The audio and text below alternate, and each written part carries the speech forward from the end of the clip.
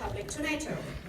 And last but not least, I'd like to introduce you to Sintje Möller, who's a member of parliament for the SPD. She's a member of the Defense Committee and deputy spokesperson for security and defense policy of her party. We go straight into a moderated discussion, so no introductory remarks. And I'll like to start where kind of the last panel ended, and also start with the brain dead, which President Macron just diagnosed. Because I thought, this is supposed to be about the future, but I think you need to understand the present and what's going on in order to define the future, and also because I think it's interesting to have an American and also a Slovak view on kind of this different take Merkel has and Macron has when it comes to the current state of NATO. So Frank, why don't you start? I mean, I'm sure you've read the interview at The Economist, you've heard Merkel kind of being somewhat opposed to Macron's view. So what is kind of your view, and maybe also what do you think would be the American view, kind of not only your personal view, but also what is the debate in the United States? Well, thanks so much. It's great to be able to join you on the panel this morning.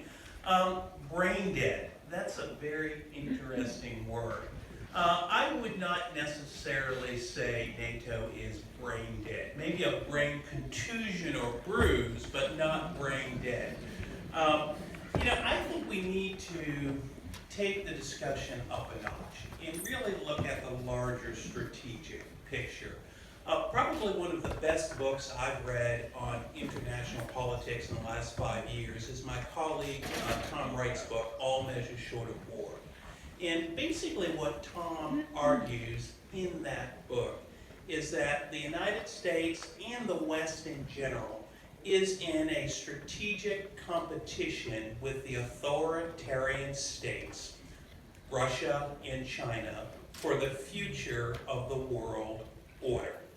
And that's really, I think, the prism we need to look at these issues. Now, with regards to the Trump administration, I cannot speak for the Trump administration. Quite frankly, I think most officials in the administration cannot speak for the Trump administration, to be quite honest with you. But what I would say is that on many of the diagnostic issues, they get things right. And I think one of the diagnostic issues that they have diagnosed correctly is this return of great power competition. Where I would say break with the administration is in that competition, I see our system of alliances around the world as one of our key asymmetric advantages in that competition. Therefore, we need to be bringing our allies here in Europe, but also in Asia and the Middle East, closer together with us to help us compete effectively in that competition. That said, I also believe that our allies need to do more, in specifically Germany, especially when it comes to defense spending.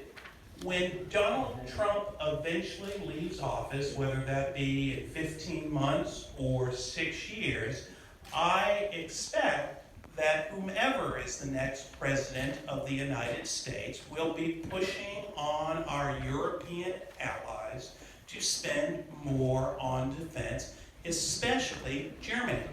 One of the things that has really been interesting to me since I've been in Germany since August is really the state of the German armed forces.